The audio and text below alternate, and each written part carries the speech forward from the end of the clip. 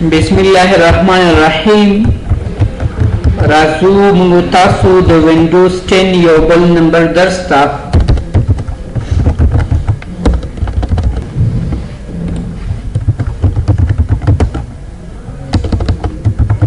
ها وینډوز 10 کې کانټیکسچوال مینیو باندې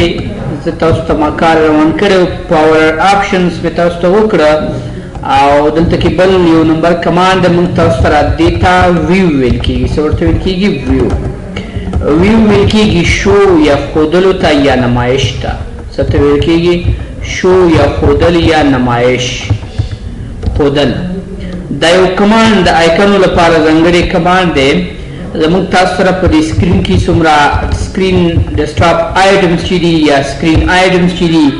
د دې باره کې څه ناڅه خبرې دي موږ تاسو سره ګوري. که چیرې راشو د سکرین باندې داسې رایټ کلیک وکړو را به شو ویو ته.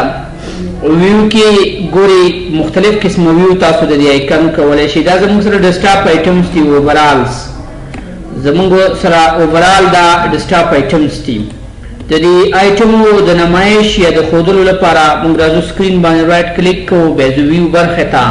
او ویو کې فلحال میډم سایز د دې لپاره انتخاب شوی. که موږ لارج آیکن انتخاب کړو د آیکن به داسې سایز یې غټ شي،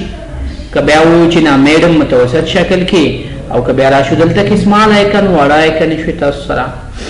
یا تاسو سره دا یو موس موجود وي نو تاسو د کیبورډ نه کنټرول بټن ونیسئ او د سکرول سره تاسو د دې آیکنو نمایش غټوئ ورکوټی کوئ. نو د دې ځینې هم تاسو کولی شئ. نو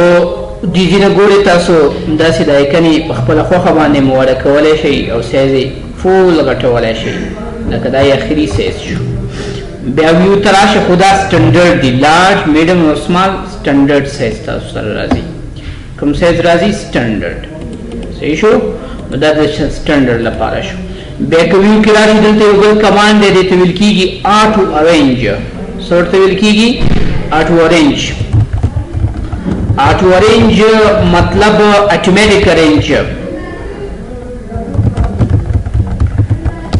automatic arrangement چې تاسو سره د آیکن اتومات ارینج شي. فار ایگزامپل دا آیکن د یو آیکن چې دلته راوړی دی او دا آیکن تاسو سره په ډیسکټاپ کې د سکرین کې داسې بې نظمه دي. څه قسم دي؟ بې نظمه پرتې دي. یو حصه کې دی، بل حصه کې مختلفو ځایونو کې تاسو سره د آیکن داسې راغلي دي. نو اوس ګورئ، که چیرې تاسو غواړئ چې د آیکن تاسو ترتیب هم شي او سره له دې کلب دم شي، لاک دم شي، چې بیا څوک کسان یا خوا دې خوا یا څوک دې خوا وړلی راوړلی نه شي. نو تاسو به رایټ کلیک سکرین کې وکړئ، ویو ته به راشي او آټ ارینج آیکنس باندې به کلیک وکړئ. نو اوس ګورئ د آیکن دلته کې ترتیب هم شوي او چې کله یو آیکن دې طرف ته وړئ کلب شي بس خوا ته نه ځي. دې کتار کې دې ځي کې دې ساحه کې دې کتار کې دلته کې تاسو یو طرف ته بل طرف ته وړلی شئ، لاندې پاس وړلی شئ. ولې؟ له دې حصې نه اخوا دې خوا نه شئ وړلی. ستاسو خیال دی دې نه اخوا دې خوا نه شئ وړی. کله د آیکن راواخلئ او دلته کې واچوئ، اتومات بېرته کې جم کړي، همدې کتار کې ځان ترتیب کړي. نو دې ته ویل کېږي آټو ارینج. څه ورته ویل کېږي؟ آټو ارینج. بل الاین آیکنز ټو ګریډ دی. اول د آټو ارینج نه به ټیک مارک ایسته کړو تر څو د آیکن کلب حالت نه خلاص شي، آزاد شکل کې وي. اوس که د آیکن یو طرف بل طرف ته تاسو داسې وړئ راوړئ، صحیح ده، داسې یو طرف ته بل طرف ته وړئ راوړئ، نو وړلو راوړلو کې خو څه مسله نشته، کوم دی چې ویسې هماغلته وړئ. بلکې د آیکن داسې راواخلئ دلته کې هایډ هم کوئ، هایډېږي هم تاسو سره، هایډ شو پټ شو. یا دا آیکن راوړئ بیخي داسې نږدې دې سره دی، نو څه فاصله او څه مراد د فاصلې دلته نه کېږي، فاصلې دلته نه مراد کېږي. که تاسو غواړئ چې نه آیکن دې آزاد وي، یو طرف ته بل طرف ته دې لاړ شي، خو د دوی ترمنځ د فاصله مراد شي، نو تاسو به ویو ته راشئ او دلته الاین آیکنز ټو ګریډ باندې به کلیک وکړئ. څه باندې؟ الاین آیکن ټو ګریډ. اوس د آیکن مطلب د دې فاصلې نه بره نشي وړلی، دې طرف ته هم نشي راوړلی، خپله به اتومات دې خوا ته جم کړي او داسې سره نږدې نشي کېښودلی. داسې نږدې هم تاسو دې حصه کې نشي کېښودلی. نو دې ته ویل کېږي ګریډ. الاین آیکنز to grade آیکن ترتیب کا ہو پا درجہ کی ترتیبی کا ہو درجہ کی یا آزاد دیوی یو طرف تا بل طرف دی منتاسو ویو دیشو راو دیشو خدا آیکنی دی درجہ بندی ہوشی دی سکرین کی آگا درجے نے دیا فادیخو آگا فاصلہ دی مراد شی بل شو ڈسٹاپ آیکن دے کچیر تزرا لما آٹو ارینج دا آیکن ما سر ترتیب کراغ لی ما سر او زغوارم چنا دا دا حیت شی ما سر یادی شو شی نو دا یو کمان دو کارا کئی سو کارا کئی یو شو ڈسکٹاپ آئیکنز دی او بل ہائیڈ ڈسکٹاپ آئیکنز دی نو دا دوارا خبری دلتا دی ام دا غیو بچن تاستا دا دو کارا کئی ام دا یو کمان دو کارا تاستا کی یو دلتا تاسو کلیکو کی دا ایکنی طول تاستا را ہائیڈ شی پوری سکرین کی پنہان شی پوٹی شی او ہائیڈ ہیڈ پوٹ شی او بیاچ کلیکو کی شو دوبارہ تاسو ته خودلې شي نو ګوره فلحال خو آیکن شو دي او تاسو چې د څه وخت لپاره د سکرین کې د آیکن چې کوم دي موقتی غواړم چې هایډ شي نو تاسو به راشي ویو ته او ویو کې به شو ډیسکټاپ آیکنز باندې کلیک وکړئ تاسو سره څه شوي هایډ شوي ورکې شوي بیرته کې شو که ماته دوباره ما سره شو شوي نو آیکن تاسو ته شو کې که هایډ کی نو د دې برخې نه تاسو دا کار کولی شئ صحیح ده د درې واړو کمانډو باندې ښه وپوهېدئ ښه راځو سورت ته اوس مخکې خو مونږ وویلې آټو ارینج کمپیوټر دی اټومیټیک دا آیکن یې ارینج کړي اوس سورت کې زمونږ هم کمپیوټر ارینجمنټ کوي خو زمونږ ستاسو د چوایس مطابق د خوښې مطابق د خوښې مطابق د چوایس مطابق ستاسو د خوښې مطابق تاسو سره ارینجمنټ او ترتیب وغیرہ کیږي خو دې کې کمپیوټر یو څو قسمه ترتیب په نظر کې نیسي یو تاسو ته باي نیم ترتیبوي د نومونو مطابق ترتیبوي نومونو باندې څنګه ترتیبوي دا اے بی سی حروف په نظر کې نیسي لکه اے نه زیډ پورې زیډ نه اے پورې نو یو ځل تاسو باي نیم باندې کلیک وکړئ دا آیکن تاسو سره اے نه زیډ پورې ترتیب شي او بل ځل ته کلیک وکړئ زیډ نه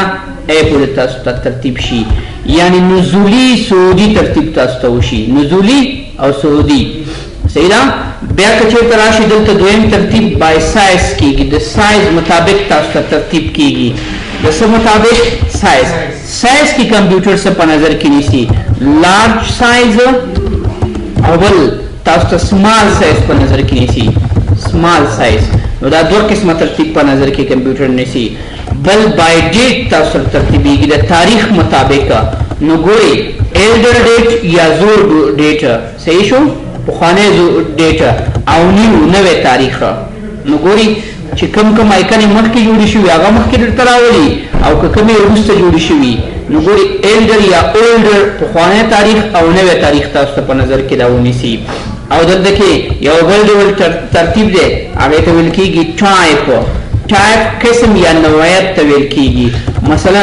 د ورډ پروګرامز څومره آیکنز وي څومره فایلونه وي هغه یو طرف ته راوله فولډر یې بل طرف ته ترتیب کا او همدارنګې لکه تاسو سره سیسټم آیکنز وي سیسټم آیکنز بل طرف ته تاسو ترتیب کی نو دې ته ویل کېږي ترتیب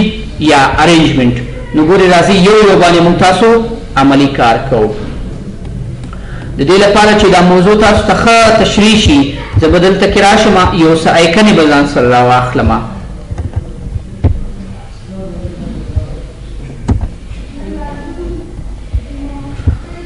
دا ګورئ څه ناسمه سره دلته کې آیکنز دي دا مختلف قسم آیکنز دي دا آیکنز به زه راواخلم کنټرول سی ډي دې نه به یې کاپي کړم او سکرین کې ډیسکټاپ کې به یې پیسټ کړم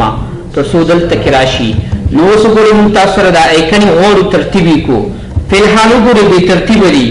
صحیح ده ګډ وډ پراته دي دا د وډیو فایل دلته دی بل دلته دی بل دلته کې دی صحیح ده بل فایل دلته کې دی ستاسو خیال دی فولډر تاسو جوړوئ یو څو فولډر یې جوړو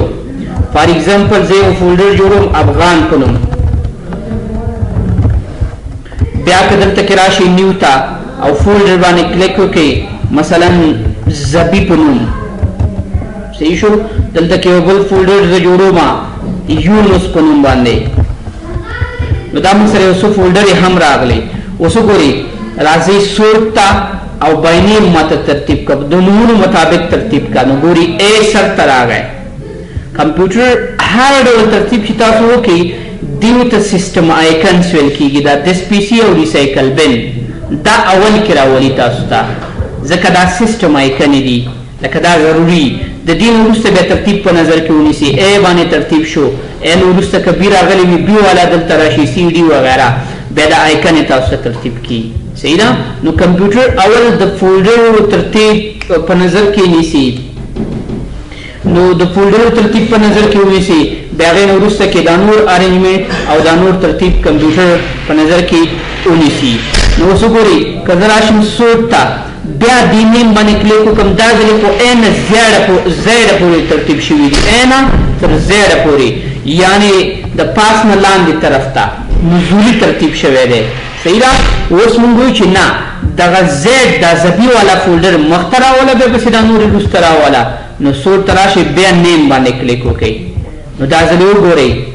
بل قسم ترتیب تاسو سره وشو ستاسو خیال دی دې فولډر کې څه کار وشو دا زید والا مخته شو دلته کې دا کرکټر د حروف تاسو سره مخته شو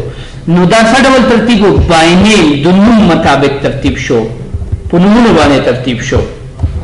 که تاسو وایئ چې نه دا آیکن یې په نوم مونږ نه ترتیبو سایز باندې ترتیب کا څه باندې ترتیب کا سایز د اندازې یا د سایز مطابق ترتیب کا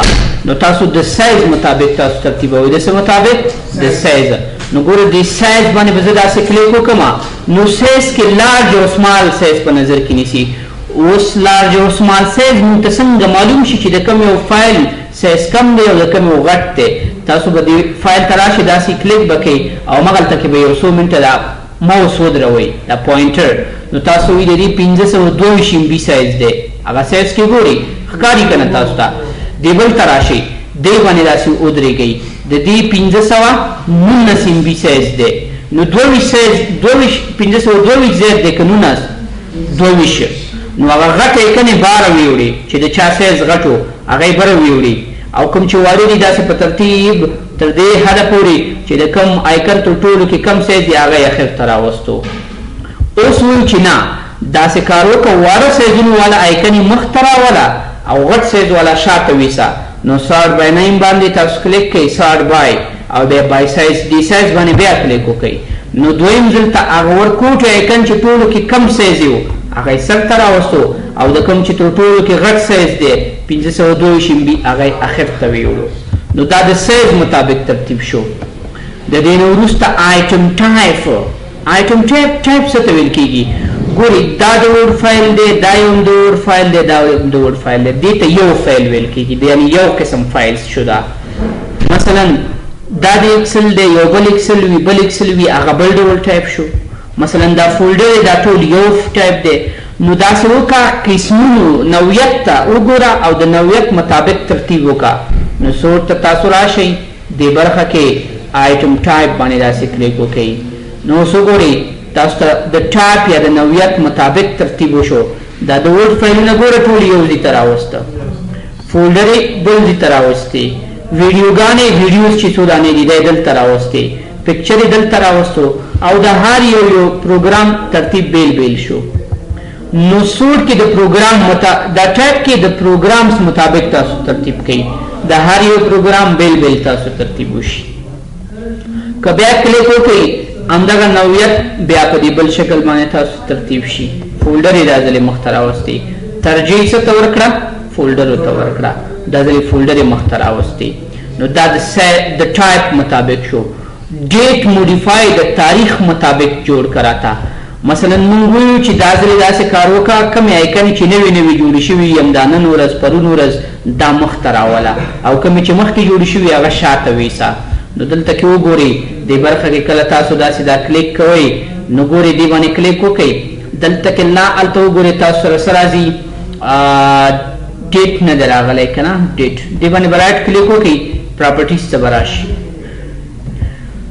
پراپرټیز کې به تاسو دا تاریخ دی وګورئ دلته کې کریټډ ټوډے نن جوړ شوی دی صحیح ده 19 منټه اګو 19 منټه مخکې دا فایل جوړ شوی څو منټه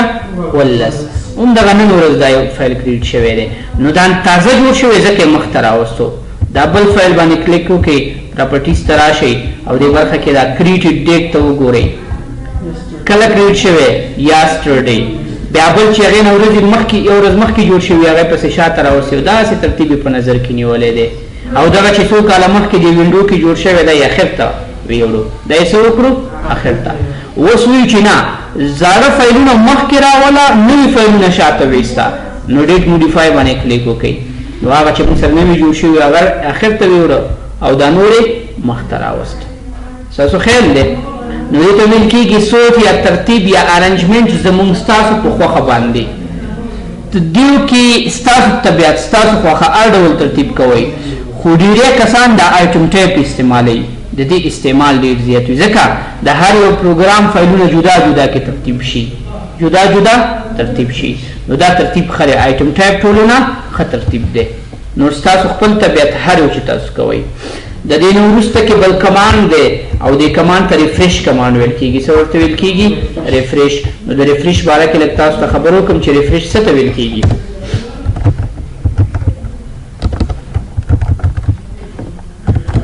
زموږ تاسو سره زموږ د کمپیوټر کې یو څو ډیوایس وي چې هغه ډېر اهم دي او ډېر مهم دي یو ته ویل کېږي رم څه ورته ویل کېږي رم ریم یا رم اوکې ریم د ریم وروسته کې پروسیسر او د پروسیسر نه وروسته HDD یعنی هارد ډیسک ډرایو ښه زه به دا HDD د دې پروسیسر نه لږ مخته تاسو ته ولیکم تاسو تر څو د دې دواړو په فرق او هغه کارکردګۍ باندې پوه شئ چې څه خبرې دي رم ویل کېږي رینډم اکسس میموري ته څه رینډم تاسو دا زده کوئ دا اصطلاحات که نه زده کوئ وروسته به بیا خپله زده کړئ وخت سره رینډم اکسس میموري رینډم اکسس میموري یعنې موقتي میموري فلحال دغه نوټ مونږ خلاص کړی خو لا سیف کړی نه دی سیف نه دی ثبت نه دی په کمپیوټر کې نو دا معلومات چیرته ذخیره شوي چې خیر دا ثبت نه دی نو دا په ریم کې ثبت دي په ریم کې موقتي معلومات ستاسو ثبتېږي تر هغه وخت چې ستاسو کمپیوټر روښانه وي سم ثبت کړي نه وي په ریم کې پراته وي چیرته پراته وي ریم کې خو چې کمپیوټر هم بند کې خلاص شو دا ریم پاک شي ریم کې دایمي څه نه سټور کېږي موقتي بس موقت پکې پراته وي ځکه چې موږ تاسو ځینې فایلونه ځینې پروګرامونه خلاصوو موقتي بس ځان سره دایمي نه ساتو صحیح ده ها بل چې دی هارد ډیسک دی HDD ډرایو هارد ډیسک دایمي میموري ده لکه تاسو یو څه شی سیف کې په کمپیوټر کې ثبت کې او مغلطه په هارد ډیسک کې پراته وي دوامدار پراته وي او دا هارد ډیسک کم نه کم 90 کاله عمر لري څو کاله کم نه کم تر ټولو کم هارد ډیسک چې کوم کمپنیانې جوړوي د هغې وارنټي 90 کاله ورکوي 90 years 90 کاله نو کم نه کم تاسو دې کې ورته سیف کوي او دا هارد ډیسک تاسو نه ونه غورځېږي ونه سوځي وغیره نو د دې 90 کاله وارنټي ده څو کاله 90 نو دې کې دایمي ډیټا ستاسو سره ثبتېږي او بل د پروسیسر کې دا کارونه چې زموږ کمپیوټر کې کم روان دي دا چیرته روان دي دا پروسیسر مخته وړي اوس وګورئ د دې تاسو ته مثال درکړم دلته کې د ټسک بار باندې رایټ کلیک وکړئ او راشي ټسک مینیجر را خلاص کړئ ټسک مینیجر کې راشي دې برخه کې او دلته کې د پرفارمنس ته راشي څه ته پرفارمنس وګورئ دا سی پی یو زموږ پروسیسر دی سی پی یو زموږ څه دی پروسیسر دی پروسیسر او سی پی یو سنټرل یونټ وغیره دا یو شان ډیوایس دي نو ګورئ دا زموږ کمپیوټر کې کم کارونه چې روان دي تاسو ته ښیي وایي داسې دا کار فعالیتونه ستاسو کمپیوټر کې روان دي دومره پرسنټ روان دي دا سپیډ دی صحیح ده بل میموري ده موقتي میموري نو تاسو وایي چې په موقتي میموري کې ستاسو دا وګورئ اویلیبل 2.3 GB 4 GB زموږ ریم دی 1 GB 2 GB نیول شوی دی کار پکې روان دی 2 GB خالی دی او بل هارد ډیسک دی هارد ډیسک زموږ دا دایمي دی لکه C ډرایو D ډرایو E ډرایو لکه تاسو د USB کمپیوټر ته اچوئ هغه هم دلته کې د دې PC کې د ډرایو په شکل باندې راځي دا زموږ دایمي میموري ده دا څنګه دایمي ده اوس د دې کمپیوټر نه د هارد ډیسک واخله هغه بل کمپیوټر ته واچو همدغه مواد چې دلته دي هلته هم دي ځکه دا دې کې دایمي ثبت دي دا د کمپیوټر ټول چې خراب شي څه مسله نشته خو که هارد ډیسک خراب شو هر څه ختم دي نو ستاسو مثلا کمپیوټر کې څه مسله رامنځته شي دا هر څه دې خراب شي څه مسله نشته بل لپټاپ به واخلئ که هارد ډیسک خراب شو بیا معلومات هم دایمي ختم شو تاسو سره نو دا دایمي میموري ده اوس زموږ سره خبره د ریفریش کې ده دا ریفریش څه کار کوي ریفریش ستاسو دا موقتي میموري فی الحال کوم کې چې کارونه روان دي دا تازه کوي دا څه کوي تازه کوي او سپیډ باندې تاثیر لري سپیډ زیاتوي د کمپیوټر سپیډ باندې تاثیر لري سپیډ دې سره زیاتېږي کله تاسو خپل دا کمپیوټر ریفریش کړئ نو ستاسو د کمپیوټر سپیډ به زیات شي نو څنګه موږ ته معلوم شي چې واقعیت د ریفریش سره سپیډ زیاتېږي که نه نو د دې موضوع د تشریح لپاره زه راځم ټسک مینیجر ته وګورئ دلته ګورئ دا پروګرامز چې کوم خلاص دي په دې کمپیوټر کې روان دي او کار فعالیت کوي فار ایگزامپل دلته کې وګورئ دا یو دا ما انتخاب که زه ریفریش کوم د ریفریش نه وروسته تاسو د دې سپیډ وګورئ ریفریش نو بیا ریفریش نو کیبورډ کې F5 بټن F5 سره ریفریش کیږي کومه بټن سره F5 هغه لپټاپ نږدې کی ځانته داسې اوس ګورئ دا دې پروګرام سپیډ ته اوس تاسو ګورئ څومره سلو روان دی که زه F5 پریس کوم د دې سپیډ څنګه شو تیز شو که نه نو د دې نه دا پته مونږ ته لګي چې ستاسو د کمپیوټر کې دا ریفریش اهم او مهم رول لري تاسو کمپیوټر ریفریش کوئ نو هغه ریم کې هغه میموري د ریفریش شي سپیډ زیات شي بس تاسو کمپیوټر تیزی چالاکۍ سره کار کوي نو یو دیدی نه تاسو کمپیوټر ریفریش کولی شئ بل به تاسو لاړ شئ رن به راخلاص کړئ رن به کوم دی نه وینډوز 10 کې راخلاصوئ د سټارټ مینیو باندې به رایټ کلیک وکړئ ښي کلیک او رن به راخلاص کړئ په رن کې به تاسو ولیکئ PING او انټر به کوئ ستاسو کمپیوټر لکه موږ اوس خو چې ریفریش کوو یو ځل ریفریش کیږي خو دا پین کمانډ به تاسو په 100 دقیقې په یو ځل ریفریش وکړي څومره 100 PING صحیح ده نو دا د ریفریش دویمه طریقه وه درېیمه طریقه دا د ګورئ سکرین ته چې راځئ ټسک مینیجر باندې کلیک وکړئ کوم پروګرام چې تاسو سره راخلاص وي د پروسس کې تاسو ته ښودل کیږي مثلا تاسو یو 15 سرور 3 یو پروګرام خلاص کړي هغه ټول کار کوي خو دا یو پکې صحیح کار نه کوي سلو روان دی نو همدا پروګرام تاسو انتخاب کړئ ویو ته راشئ او دې ځای نه ریفریش کړئ کوم ځای نه ریفریش کړئ دې ځای نه د دې سپیډ به جوړ شي او یا کیبورډ کې F5 بټن پریس کړئ د F5 سره تاسو سره ریفریش کیږي F5 صحیح شو سکرین ته راشئ دا یو ځل ریفریش کړئ ګورئ F5 سره ما سره ریفریش کیږي ستاسو خیال دی F5 بټن پریس کوئ نو دا د ریفریش باره کې څه ناڅه خبرې وې مونږ سره همدې ژبه نه سټاپو